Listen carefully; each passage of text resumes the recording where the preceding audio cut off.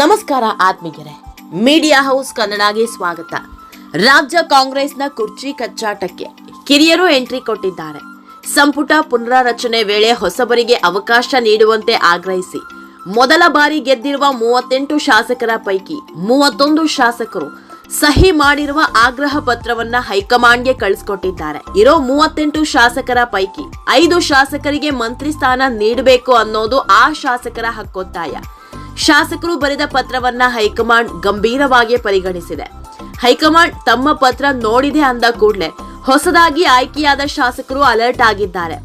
ಉಪಮುಖ್ಯಮಂತ್ರಿ ಡಿಕೆಶಿ ಭೇಟಿಯಾದ ಗಣಿಗ ರವಿಕುಮಾರ್ ಪುನಾರಚನೆ ವೇಳೆ ಹೊಸಬರನ್ನು ಪರಿಗಣಿಸುವಂತೆ ಡಿಕೆಶಿಗೆ ಮನವಿ ಮಾಡಿದ್ದಾರೆ.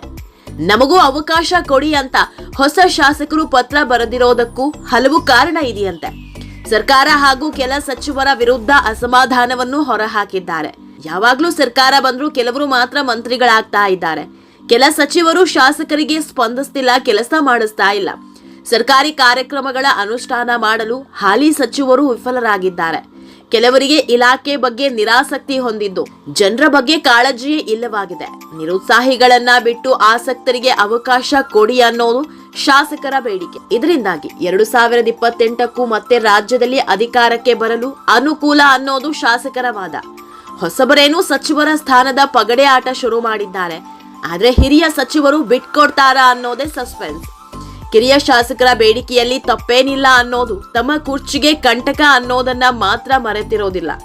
ಈ ಎಲ್ಲದರ ಮಧ್ಯೆ ಕಾಂಗ್ರೆಸ್ನಲ್ಲಿ ಸಂಚಲನ ಮೂಡಿಸುತ್ತಿದ್ದಾರೆ ಸಾಹುಕಾರ್ ಸತೀಶ್ ಜಾರಕಿಹೊಳಿ.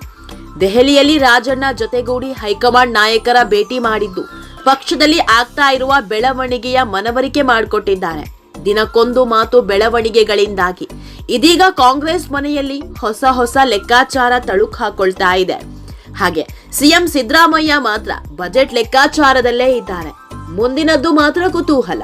ಆತ್ಮೀಯರೇ, ಈ ವಿಡಿಯೋ ನಿಮಗೆ ಇಷ್ಟವಾದಲ್ಲಿ ಲೈಕ್ ಮಾಡಿ, ಶೇರ್ ಮಾಡಿ, ಕಾಮೆಂಟ್ ಮಾಡಿ. ಇನ್ನೂ ನಮ್ಮ ಚಾನೆಲ್ನ ಸಬ್ಸ್ಕ್ರೈಬ್ ಮಾಡಿಲ್ಲ ಅಂದ್ರೆ ಮಿಸ್ ಮಾಡಬೇಡಿ, ಈಗಲೇ ಸಬ್ಸ್ಕ್ರೈಬ್ ಮಾಡಿ.